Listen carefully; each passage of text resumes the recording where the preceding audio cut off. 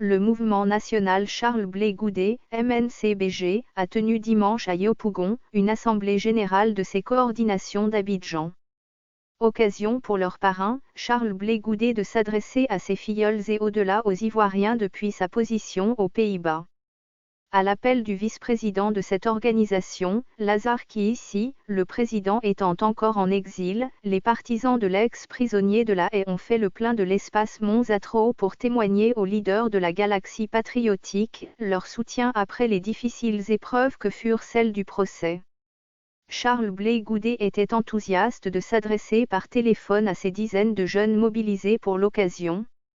Il a aligné proverbe sur proverbe pour dépeindre la situation sociopolitique de son pays.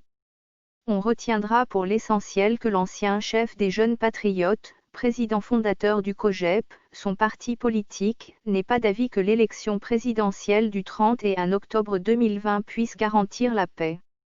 C'est justement la raison pour laquelle il donne rendez-vous à tout le monde le 3 octobre prochain au stade d'Anono pour se prononcer officiellement sur le report qu'il sollicite. En attendant, il a donné quelques bribes de son message dimanche. Nous n'avons pas encore tiré les leçons de notre douleur avec ce que j'entends, avec ce que je vois. Je suis pour le report des élections.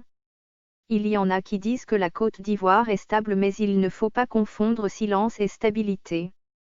Notre pays n'a pas besoin de ce que celui qui a les moyens militaires renverse celui qui est là. Il faut discuter, a déclaré Blé Goudé, lequel a passé en dérision la décision du Conseil constitutionnel ayant établi la liste des candidats au scrutin du 31 octobre. Pour lui, c'est comme si une équipe défiait le PSG et le jour du match, elle attache Neymar, Mbappé pour pouvoir gagner et proclamer par la suite qu'elle est forte. Pour finir, CBG a appelé ces jeunes à ne pas désespérer de la Côte d'Ivoire et à croire en l'avenir prometteur qui se dessine après l'impasse actuelle qu'il a qualifiée de récréation. Il a dit fonder son espoir sur son propre cas. Lui qui a été voué aux gémonies et qui malgré les obstacles et l'ostracisme est sorti victorieux de son procès. Là où, dit-il avec émotion, Charles Taylor a été condamné à 50 ans de prison, là où Slobodan Milosevic est mort. La prison s'est ouverte. Le ciel va s'ouvrira et on ira chez nous, a-t-il terminé sur une note d'optimisme.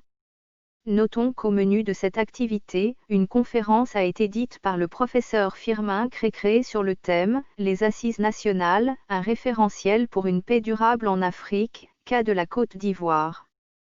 Cet historique du FPI a fait le tour d'horizon des expériences des conférences nationales en Afrique et montré comment elles ont pu être le socle de la démocratie dans des pays comme le Bénin.